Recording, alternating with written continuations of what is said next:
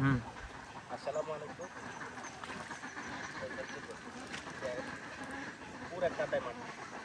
আমরা সরকারের কাছে আবেদন করছি, আমাদের যে ইউনো ওইখানে আমরা বলছি যে অল্পটুকু রাস্তা, এদিকে দেখো, অল্পটুকু রাস্তা কিন্তু হবে এই যে হাঁটু পরিমাণ পেঁচ, এখান দিয়ে মানে চারটা প্রতিষ্ঠান কিন্তু যাইতে পোলাপান যাইতে পারে না। মসজিদ আছে আমাদের একটা, ওখানে দিকপুর মাদ্রাসা আছে, এরপরে ওখানে দিকপুর সরকারি প্রাথমিক বিদ্যালয় আছে, এরপরে এর পাশে দিয়ে আর একটা মাদ্রাসা আছে।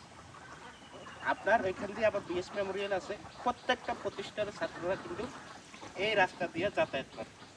প্লাস হইলে মুসল্লিগণ প্রায় ৩-৪ হাজারের এই লোকগুলা কিন্তু মুসিবতে আছে।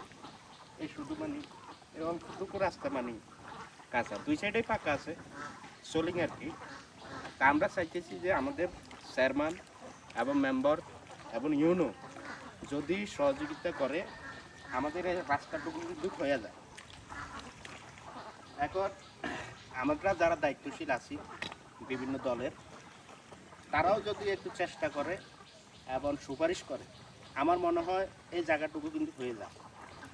এখন এই রাস্তাটুকু হইলে তো সবারই উপকার, শুধু যে নির্দিষ্ট একটা বাড়ির উপকার বিষয়টা তা না।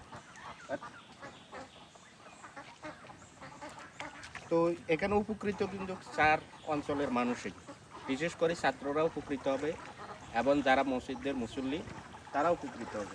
আমি অনুরোধ করছি যে এই রাস্তাটুকু এই বর্ষাকালেই, আমরা নতুন করে বাজেট হয়েছে অর্থ বছরে, আমরা দেখছি সংসদে, আমি আশাবাদী আমাদের এই রাস্তাটুকু খুঁজে বাজেট করার জন্য, তাহলে এই মানুষ যারা দুর্ভোগে আছে, কষ্ট করছে, তারা হয়তো কিছুটা স্বস্তি পাবে।